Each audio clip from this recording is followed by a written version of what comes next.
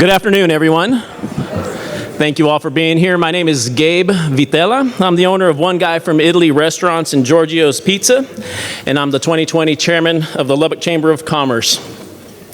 Well, before we begin our program, we'll begin our program shortly, but first I'd like to invite Keith Barber with our presenting sponsor, AIM Bank, to lead us in our invocation.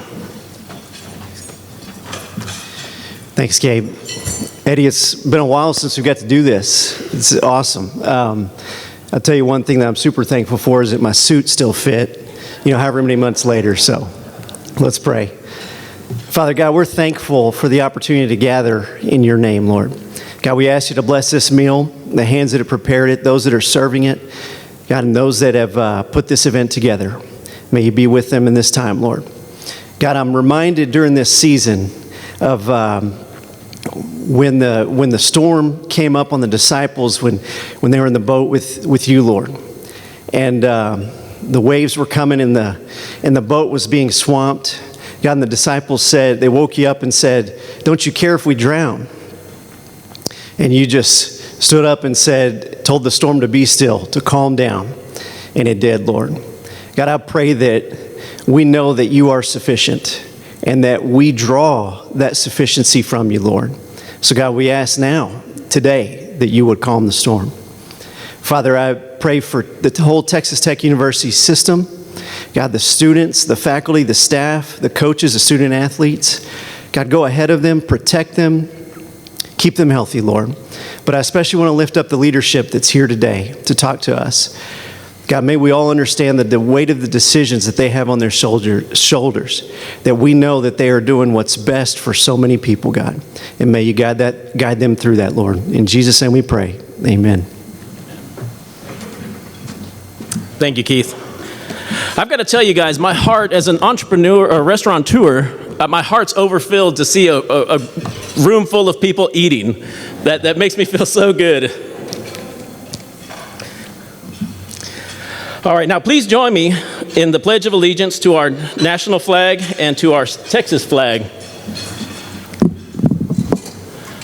I pledge allegiance to the flag of the United States of America and to the republic for which it stands, one nation, under God, indivisible, with liberty and justice for all. And now we'll say the pledge to the Texas flag. Honor the Texas flag. I pledge allegiance to thee, Texas, one state, under God, one and indivisible. Thank you.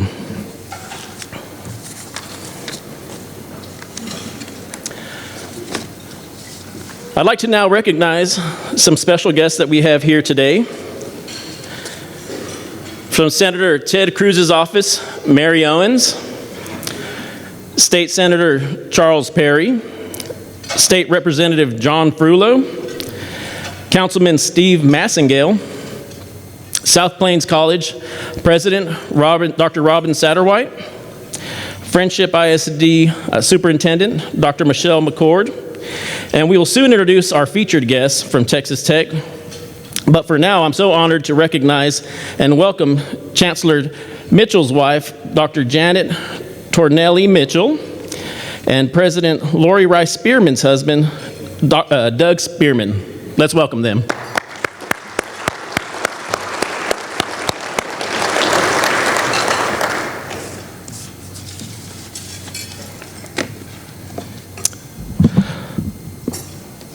One quick note before we continue. Next week is National Employee Voter Registration Week. The Chamber of Commerce encourages everyone to be active and involved in this election year. We hope you will encourage your employees to register to vote in Lubbock County if they are not already registered. It only takes a few minutes of your time to make sure your voice is heard on this election day. So remember to vote early and vote often.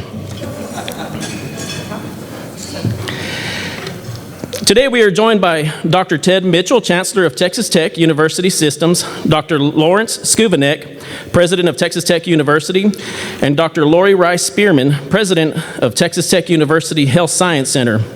Would you three please join me on the stage?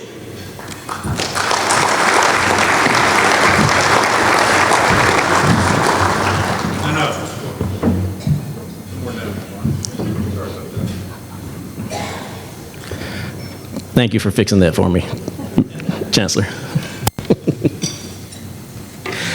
Before we get started, I want to thank the Chamber Board members for their service to the Chamber so far this year. One unlike any other year we've served. Those Chamber Board members who are here today, please stand, and those attending virtually wave so we can recognize you as well. Chamber Board members, please stand.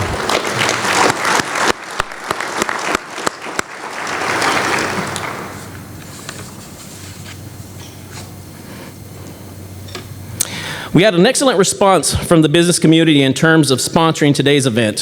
Some of our sponsors and attendees are joining us via Zoom, but I'd like to go ahead and thank all of our sponsors who are helping make this event possible, beginning with our presenting sponsor, AIM Bank.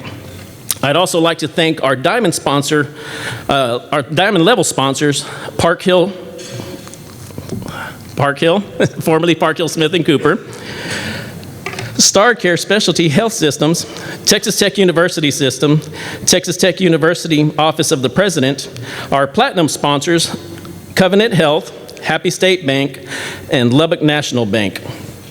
Thanks also very much to our number of gold and silver table sponsors whose name you'll see on the tables or rotating on the screens.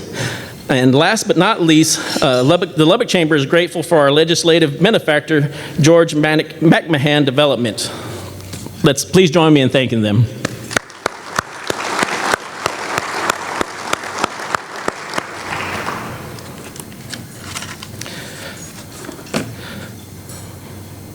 I'm sorry, I lost my place. All right, as well, please join me in thanking our partner events for this event today is Texas Tech University Systems Office of the Chancellor, Texas Tech University Office of the President, Texas Tech University Health Science Center Office of the President. Oh, I'm sorry, gosh. Gosh, I'm so nervous. I apologize for this. So we want to celebrate the accomplishments, acknowledgments, and hurdles currently facing higher education and business, all while looking ahead to what's next for Texas Tech and Lubbock. Before we get started, we have a video to share from the Texas Tech system highlighting the ways they are making students return to campus as safe as possible.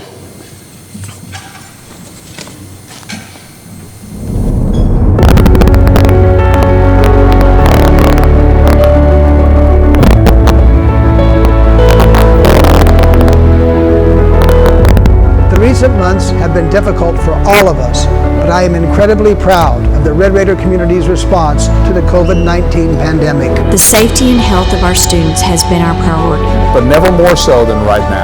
And as we begin the process of opening our campuses, that priority will not change.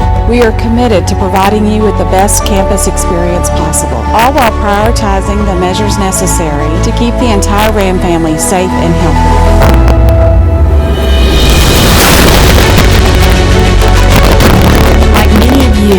I'm really excited about our Red Raider family returning to campus. We want to make sure you know that we're taking every possible precaution to keep you safe. We are committed to you and your success just as much, if not more, than ever before. I want to assure you that when you do come back to campus, it will be a safe place for you to come back to.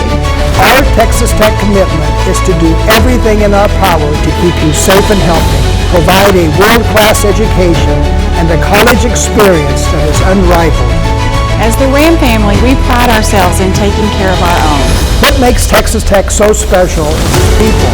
And for many of you, that is the reason you chose to become a Red Raider. It's up to you out there that are the students. It's up to the families. It's up to administration. It's up to faculty. It's up to staff. It's up to all of us. This unprecedented time has certainly brought challenges to our university and to all of our campuses, but it hasn't changed who we are or what we do.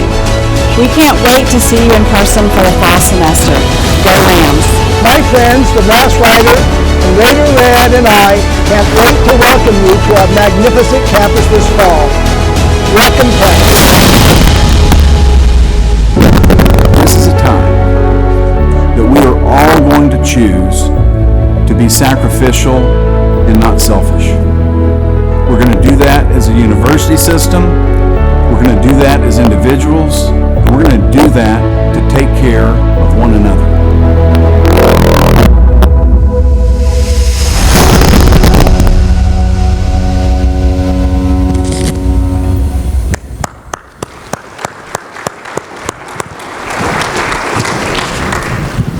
All right, I'll go ahead and kick things off. We'll get started with a question I'd like to hear from the three of you. We know that Texas Tech University System and each institution have been working since the spring and early summer on plans for return to campus during the coronavirus pandemic. Let's start there and address the topic in a few ways. We are about a month in from the start of returning to campus. Give us an update for your planning strategy to where we are today. President Schovanec, we'll start with you, then we'll go to President Rice-Spearman, and then end with Chancellor Mitchell. Okay, thank you. I believe it was March the 12th that we announced we would suspend spring break travel, and then just a few days later, we made the more drastic decision to go to all online. About that same time, we began to plan for how we would reopen. So in these past months, there's been extensive communication with parents, with the community, with students, about matters related to academics, dining, housing, and I think that's an important part of the reason that our enrollment was what it is this spring. We knew there would be cases, and there was a spike early in the fall. But as of yesterday, our active cases was down to 171 with 148 students. A week ago it was more than 600. We have had more than 1,300 cases, and that's something that makes its way into the media. But when you consider that our community population is over 46,000, we feel this is a responsible and manageable situation. We currently have less than 200 students in isolation. When a student does test positive, we provide housing for them. We try to do that as quickly as possible, but certainly within 24 hours. We provide those students 3 meals a day, daily wellness checks. So it truly has been a team effort. There are so many people that have stepped up. Just yesterday, I sent another email out to all parents, apprising them of the numbers, what we're doing, letting them know how to contact us when they contact us when they have questions. But we are going to maintain the course we're on. Social distancing shows us that our classroom experiences are not where we have a concern. It's the activities that go on primarily off campus. So we're going to maintain our face-to-face instruction, and we feel it's a safe and responsible thing to do. Dr. Spearman? Well, Gabe, our team started working in late February and early March as well.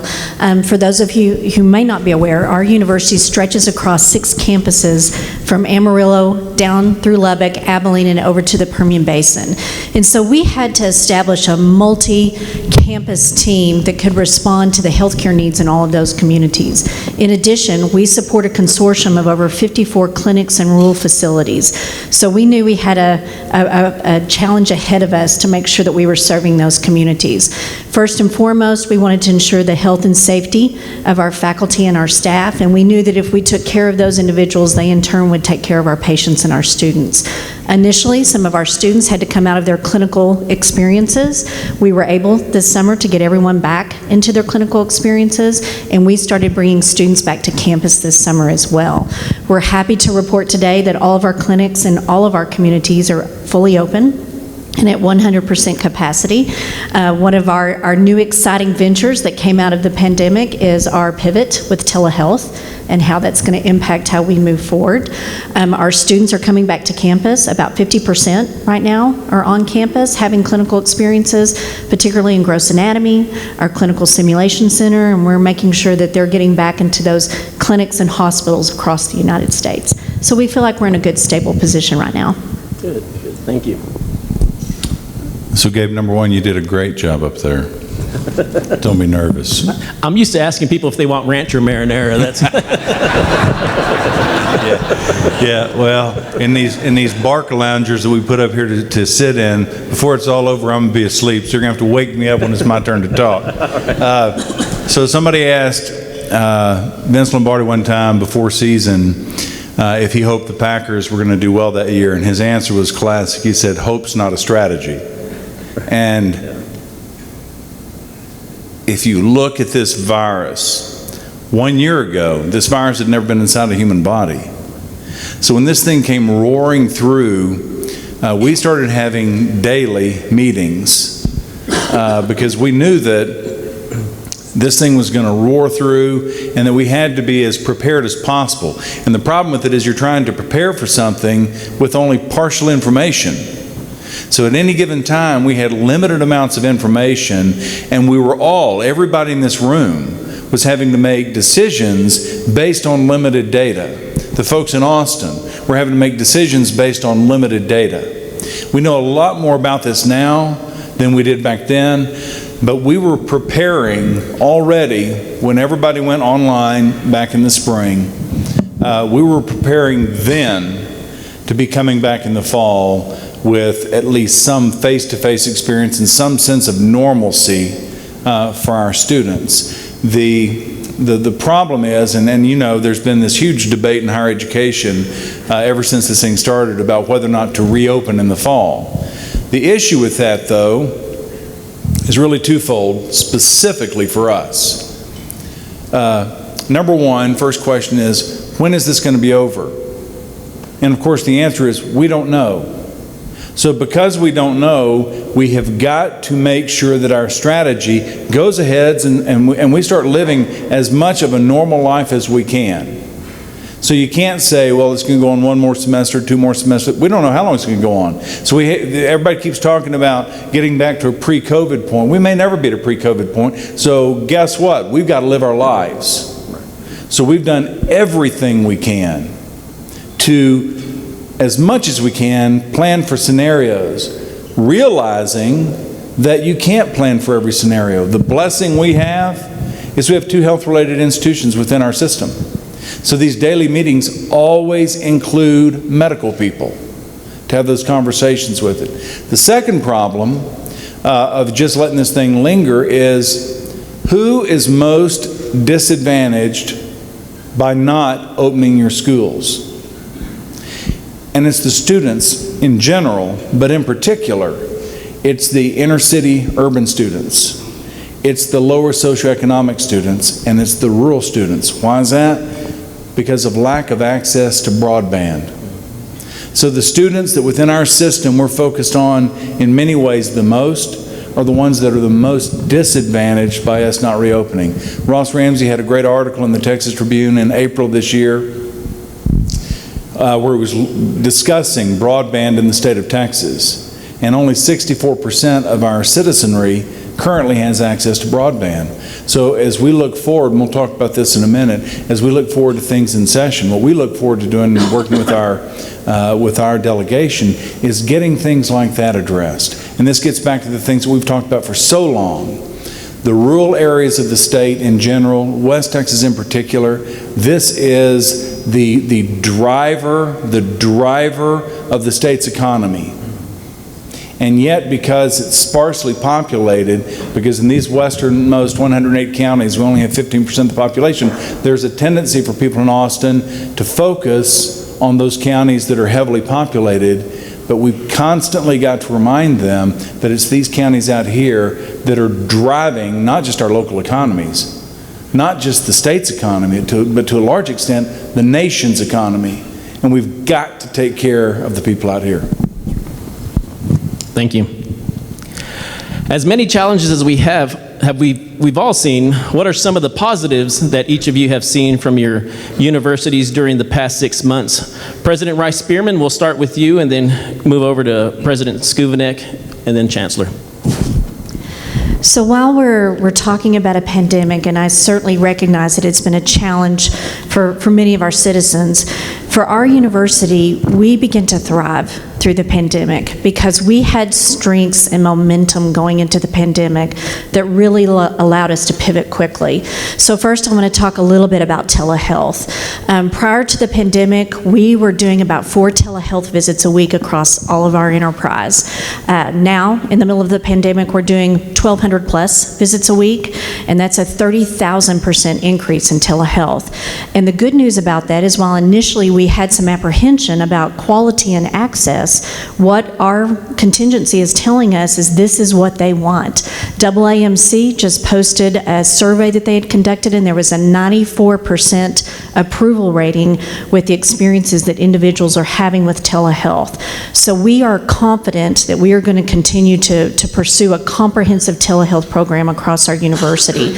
Because we already had a foundation of telehealth due to our Rural Health Consortium, we were able to pivot very quickly and be very responsive. And our second area was academic innovative programming. Prior to COVID, isn't that how we all live our lives now, pre-COVID and post-COVID? Prior to COVID, we already had about 50% of our students online, taking online courses or participating in some type of hybrid environment. So we had a very strong structure of a learning management system in place, faculty that were already nationally recognized for developing online programming, innovative online programming. They were able to help our other faculty, and within 48 hours, we moved from face-to-face to online programming. So we're very pleased. We've also become a leader in the nation on how we handled simulation virtually. In fact, we are the only university to be a beta test site for some online learning that's occurring in simulation for nursing students across the nation. So we're very proud of that. It's called simulation in a box. So we've developed these box systems where students are learning how to do intubation and IVs. It arrives at their home. They all get on virtually and go through the process. And it's a very similar experience to what they would be having in our simulation labs. We have a nationally ranked simulation laboratory system. So we were the clear choice for them to use us as their beta test site. And thirdly is this spirit of innovation and collaboration that we've seen across all of Texas. Lawrence and I's universities immediately began to collaborate. We had this common mission of serving the people of West Texas. And so folks were doing that West Texas thing that we all love, where they were rolling up their sleeves and getting around a table and saying, we're not going to wait for somebody to come save us, we're going to save ourselves. What do we need to do? So in the early days, we had a desperate shortage of PPE, protection equipment, for all of our frontline individuals, not just here in Lubbock, but across all 108 counties. And these teams came together in a way that I have never experienced or seen before and started building this equipment. Our community stakeholders came forward and said, how do we help you get this to the people that we need it? West Texas aviators were landing out here at the airport, loading up PPE and flying it all over West Texas. We were building intubation chambers. We were building ventilators and getting them out to everyone. So it really, Lawrence and I started to see the best parts of our university coming together, and it was very hopeful. Good, thank you. When Krista Gerlich was hired as our new women's Lady Raiders basketball coach. That wasn't the question. No, he said... He's going to pivot to that already. The question was, what were some of the positives? And she made a statement that I am an example that good things can happen in 2020. And a lot of good things have happened in spite of the challenges. For instance, next Tuesday, we will officially announce this enrollment. And I said I wasn't going to do this, but I will. We're going to go over 40,000. Our enrollment as of today was well in excess.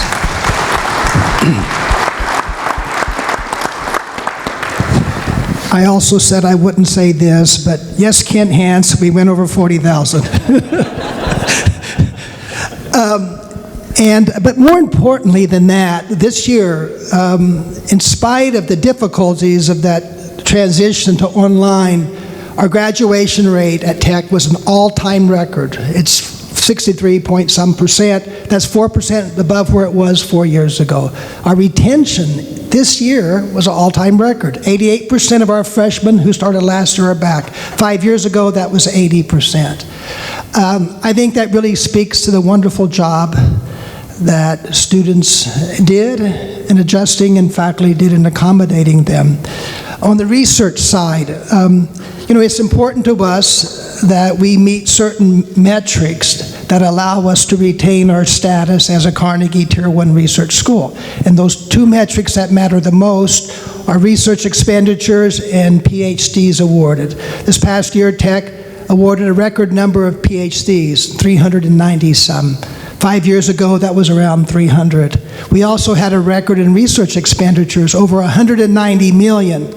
So more than what that means for the Carnegie status, there's an important multiplying factor. For every expenditure of a research dollar, it goes out and affects the community. So that research activity is important for the status of Tech as a Tier 1 school, but it's also important for this economy. So there's been a lot of good things happening. I do believe that our enrollment reflects well on the university, the brand, the great job that people like Jamie Hanser did and others, but also on this community. At the game last Saturday, a classmate from mine at Phillips University in Enid, Oklahoma, which no longer exists, I hadn't seen him since 1975. And he came by to say hi because he was a guest of Houston Baptist. And he said, yes, I'm impressed with Texas Tech, but I'm more impressed, he didn't say more, I'm very impressed with Lubbock. He thought Lubbock had a population of 50,000. He said, this is quite a city. And I think that is a real attraction for us when we go out and recruit students. Thank you. Chancellor. If you look at, with the accomplishments for Texas Tech University for the Health Sciences Center, you have the academic accomplishments and the way to pivot toward this crisis. You've got the research accomplishments, and with all the schools, with all 4 of our universities, we have close to $250 million a year in research efforts. If you look at the economic impact for our universities, not just in Lubbock, but in this region and across the state, it's about $10 billion economic output a year. So it's substantial, the things that are happening around the system with it. But one of the things that is also incredible, and Lori hit it right on the head, this can-do attitude. When this whole thing started, and I was surprised Lori didn't bring this up, but it happened in Amarillo, but it affects us here too. So get this call from Uli Bickel, who's one of our faculty members in pharmacy, and he's from Germany.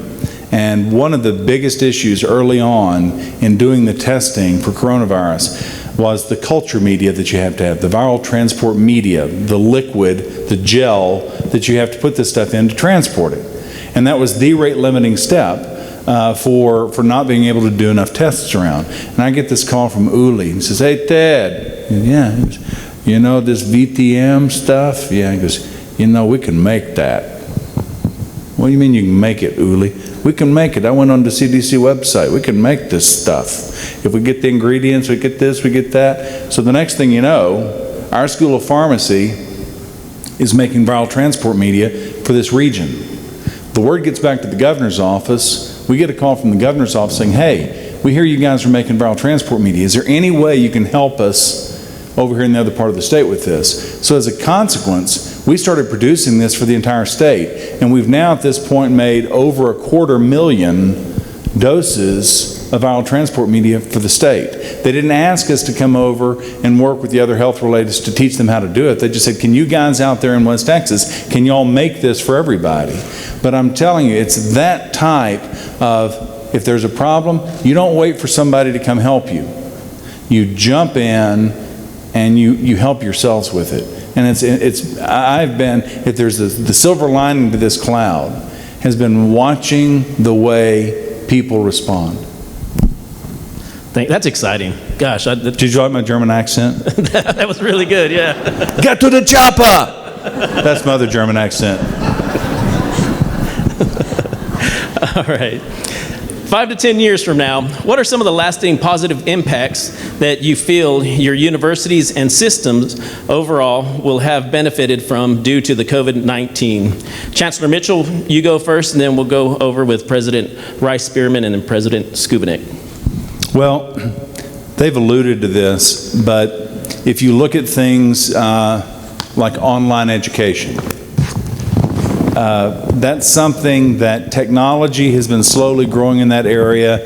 I think Lawrence had said at one point before COVID-19, on any given typical semester at Texas Tech, about 20% of the semester credit hours were online anyway. So there was already a history of it. Dr. Rice-Spearman, for sure, at the Health Sciences Center, a significant percentage is already placed online, but the technology is improving and improving and improving. And so I think that things that would have been here 10 years from now with online education, we're just kind of crammed back in and we got to do them right now. So I think from that perspective, we've done some leapfrogging ahead. With telehealth, 100%. We've been doing telehealth since 1989.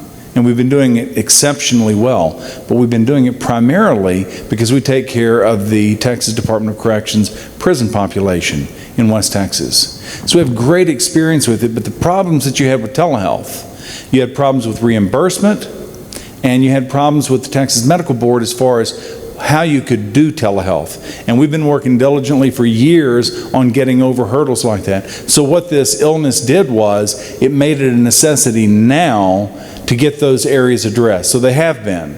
So there's no turning back now because the cat's out of the bag, everybody's doing it, and it's working beautifully. So those are a couple of the areas where, from an academic standpoint, online education is going to be with us. We'll be able to fine-tune things now.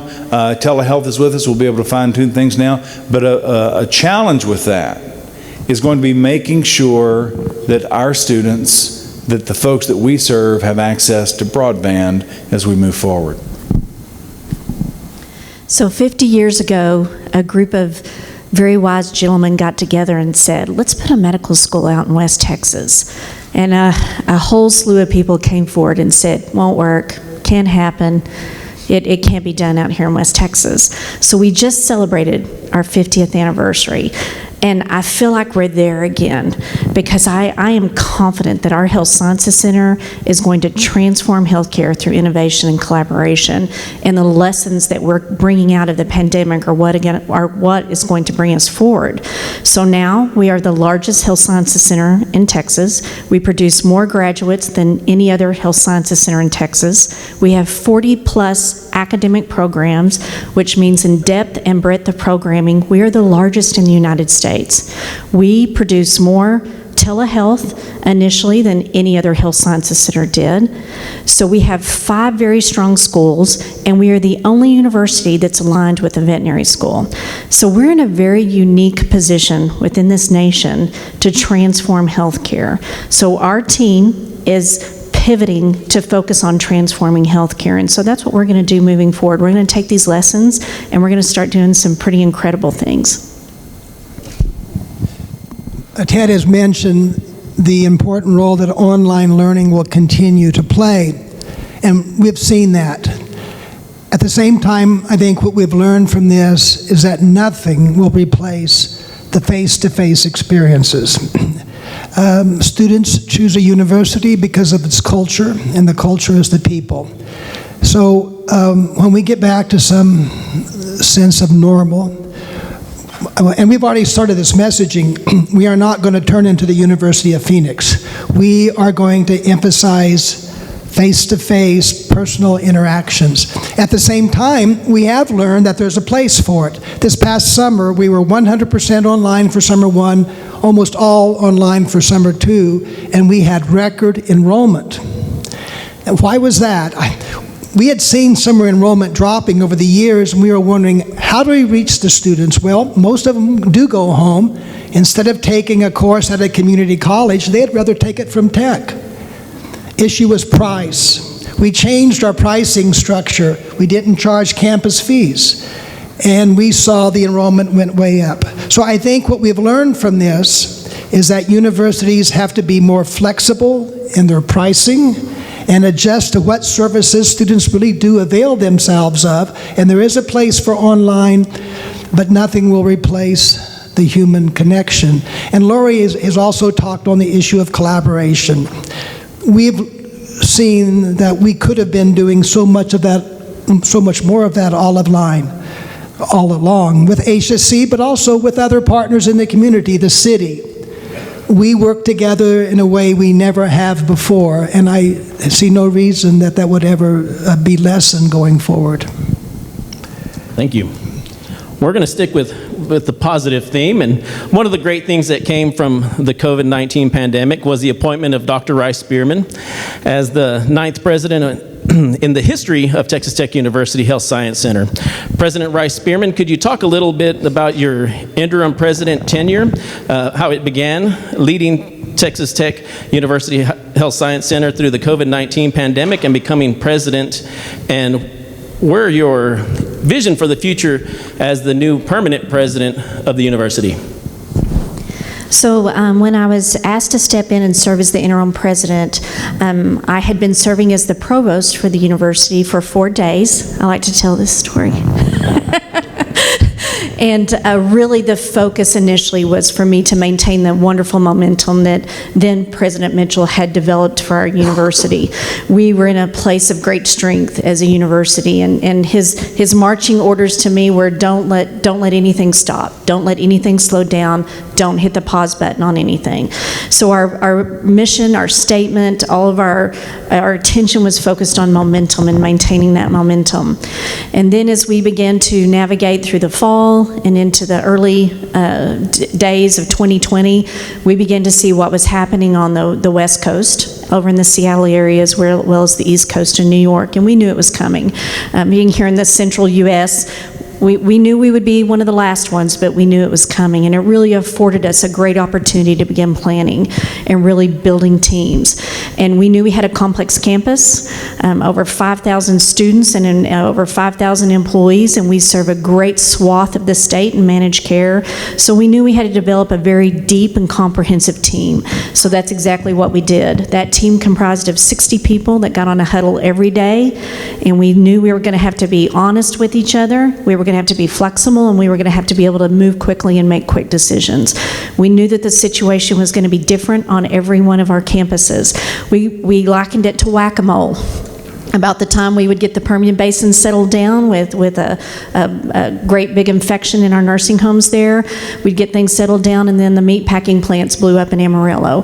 So we were daily working through some of our challenges and just really working with that team. I cannot say enough about the leadership of that team, the role that our physicians and our clinicians were taking in building COVID response teams across all the communities. You go to Amarillo, I was in Amarillo a few weeks ago, and that community said we would not have been able to respond to COVID had it not been for the physicians and clinicians and nurses of the Texas Tech University. And we heard that in every community we've been in, and we've heard the same thing here. So that's how it started. And then it began evolving. I believe at the same time a search was being conducted, a national search, and then I was asked to participate in the search, and I did, and I'm very honored to serve as the 9th president. I'm a graduate from the Texas Tech University Health Sciences Center. I was in the first class for my profession, and so it's a full circle moment for me to be able to come back and lead the university and to join this team of other leaders. And we really are a team of leaders at the system level. Our team of presidents also meet regularly. Awesome. Thank you for sharing your story with us. President Schovanec, Texas Tech has begun hosting athletic events for the fall. Can you give everyone an update on how that's going, adjustments that have been made, and perhaps what our community members and fans need to know as we move forward with fall sports, but also with basketball just right around the corner? Okay. I'm actually proud of the Big 12 for having made the decision to play football. When that decision was made, the Pac-12 and the Big 10 has said no, and I think people expected us to fall in line and do that, but we didn't. And now you see the Big 10 saying they're going to play, and somebody told me that yesterday on the news, the chancellor, which has the role of the president, remember, the chancellor doesn't get involved in sports.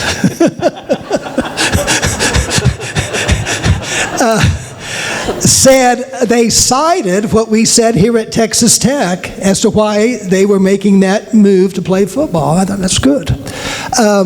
And so we had our first game. I think things went well. The crowd was sparse, but there was a positive to that. I always throw out T-shirts to the students, and I had enough T-shirts that every student got a T-shirt, and even some of those cardboard figures got a T-shirt.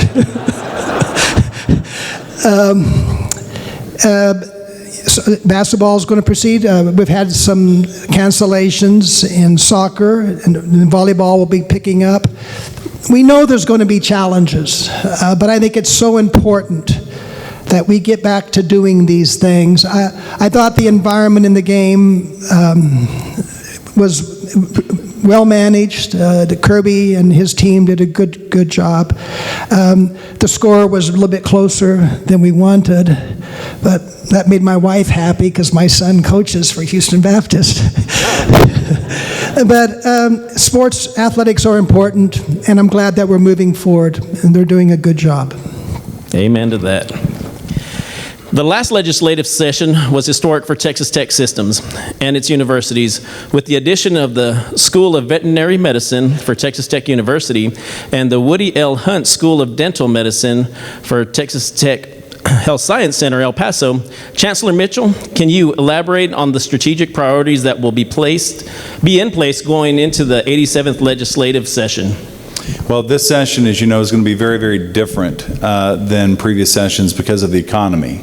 And if you look at the sales taxes for the state of Texas, if you look at severance taxes for oil and gas, it's going to be a different session than what we experienced in 2019. However, in 2019, during the session, we still were quite strategic in focusing on just a handful of initiatives. The general thing that happens during session is every agency in the state has to line up in front of the House Appropriations Committee and the Senate Finance Committee, and so every single state agency has to go through their litany of all the things that they need, and then they have this list of exceptional items of all the things that they want above and beyond that.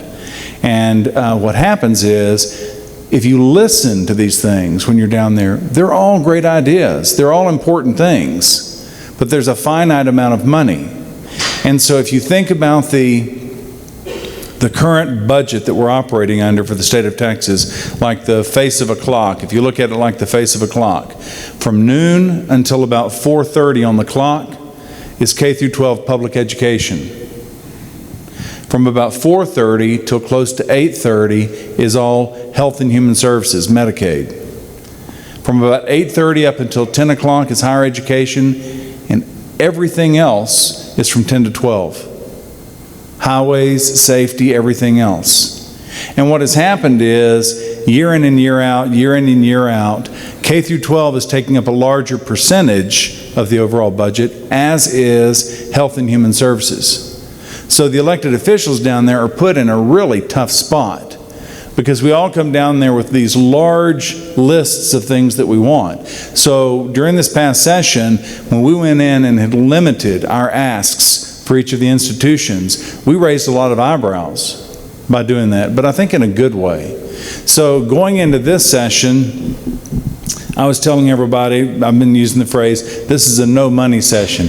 And my chief of staff was saying, no, quit using that phrase. You're going to make sure that people like Perry and Frullo and all these people think that you don't want any money. I said, no.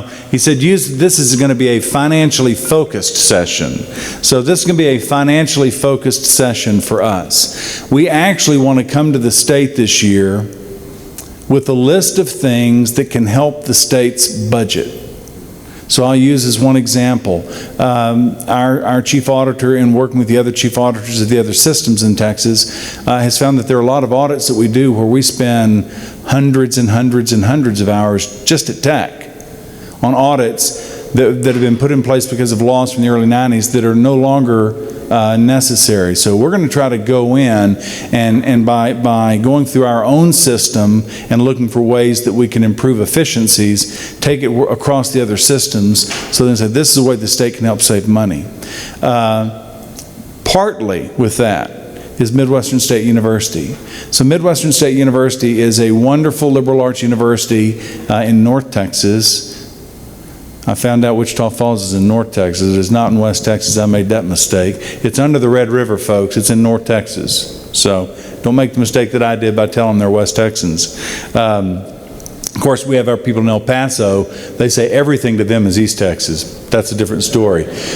So anyway, Midwestern State University is this fantastic liberal arts university in Wichita Falls.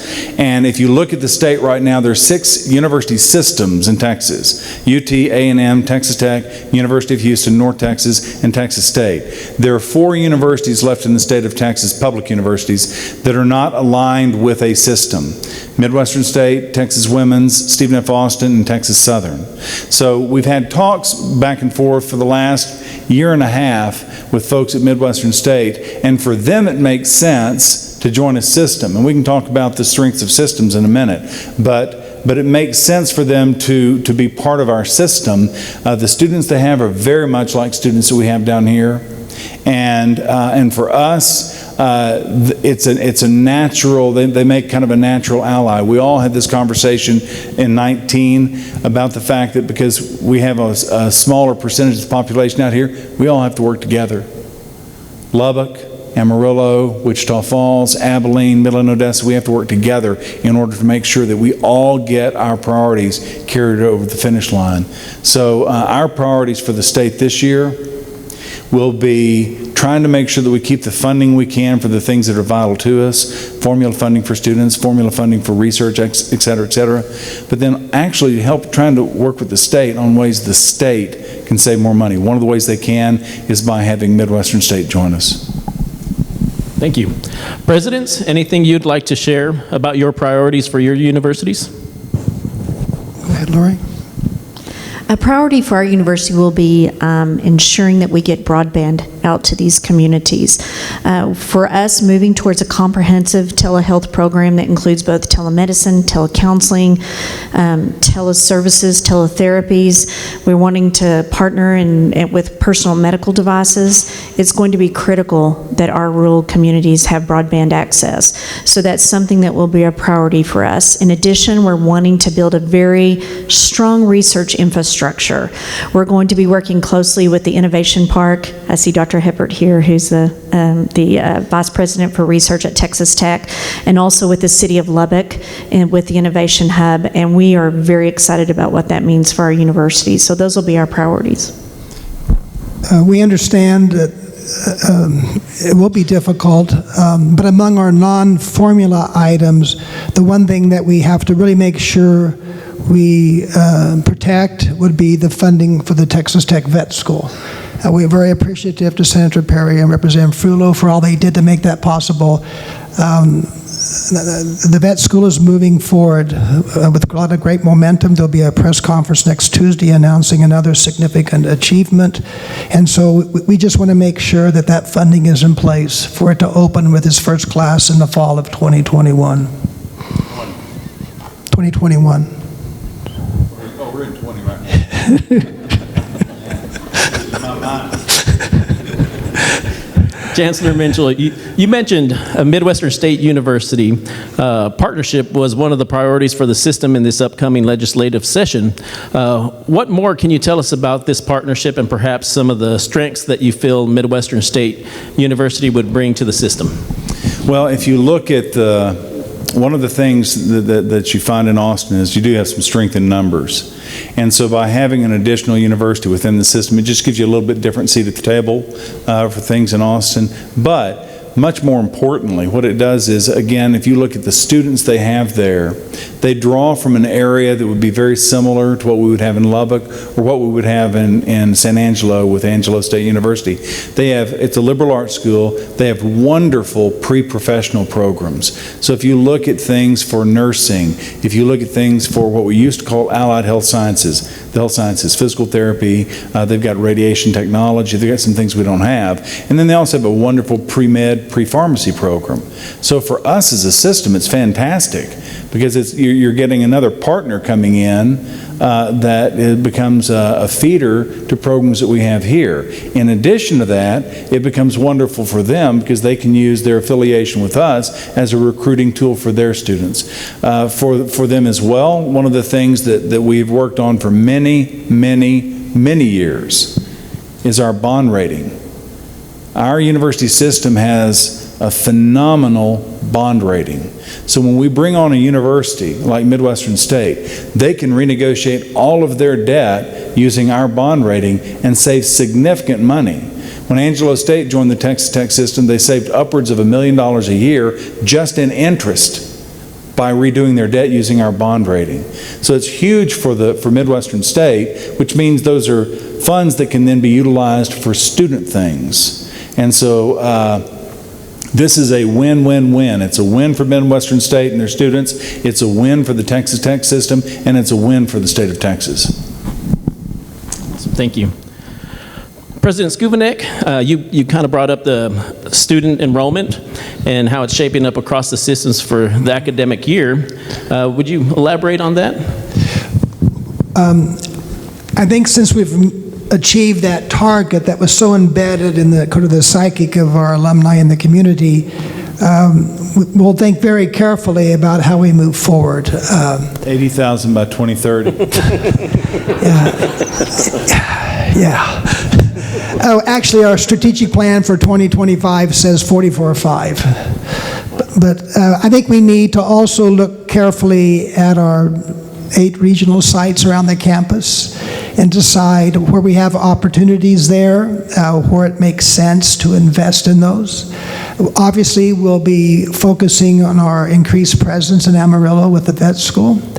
I think what we've learned in this last year is the importance of communication, how we communicated with parents and families when we couldn't have live events. And that was an important part of our recruiting, also marketing and our brand. We'll continue to work with that to make sure we place ourselves in the best possible position. Also, in this day and age, scholarships are so important. This year, we're putting $8 million more in scholarship than we did a year ago, $25 million more than we did in 2016. That's a big part of the reason we're growing. And you see, in this year's freshman class, we have 3,900 presidential scholars. Those are students with SAT above 1,200, top 25% of the class. 2016, we had 1,000. We have 72 national merit finalists on campus this fall. 5 years ago, we had 7. And so what we have learned is that if you're going to recruit really good students, you have to be able to support them.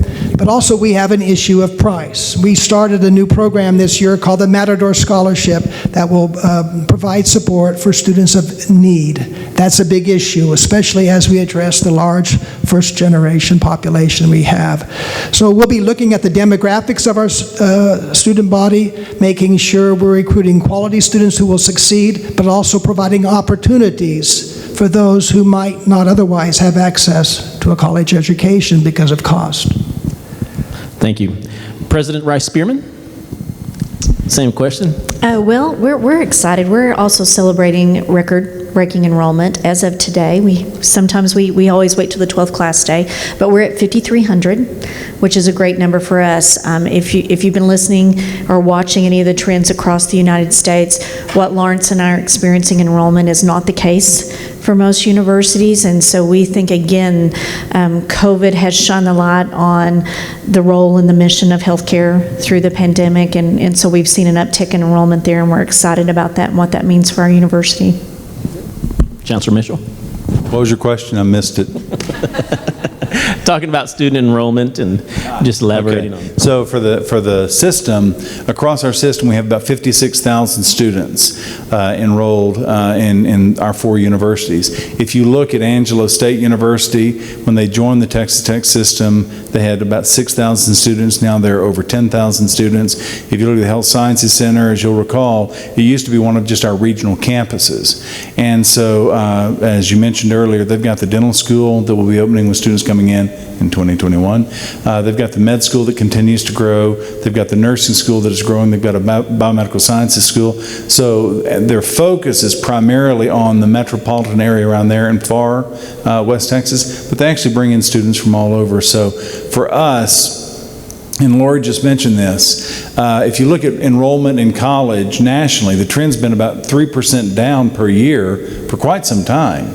And one of the things they didn't mention was the fact that not only has our enrollment been going up in our schools, but their stats are going up with it. So their ACT and SAT scores are going up with it. You could have 10,000 more students come in if you just open the floodgates to it. So it's not just the number of students that are going up, the enrollment itself, but the quality of the applicants that are coming in is rising with it. So we're extremely proud around the entire system for that.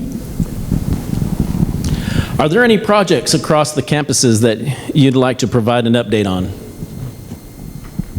Well, we've got to talk about the Innovation Hub, right, Lawrence? We're very excited about what's happening over on 4th and Quaker and in that area, and our partnership with the City of Lubbock and what's happening at the Innovation Hub. Big plans there. We think that we are in a key position to really pivot with healthcare with the research teams we have on all of our campuses, the collective talent, the commitment of the city, both universities. Our major hospital systems are also committed with us as well. We have the VA clinic opening right across the street from the Health Sciences Center that will serve our veterans in a way that they've never been served before, and we're excited about that partnership. So for us at the Health Sciences Center, that is a shining light that we're really moving towards. So in the next month, we'll have a ribbon cutting for the renovation of the dairy barn. It's going to be a really fabulous facility. It's been empty for many, many years.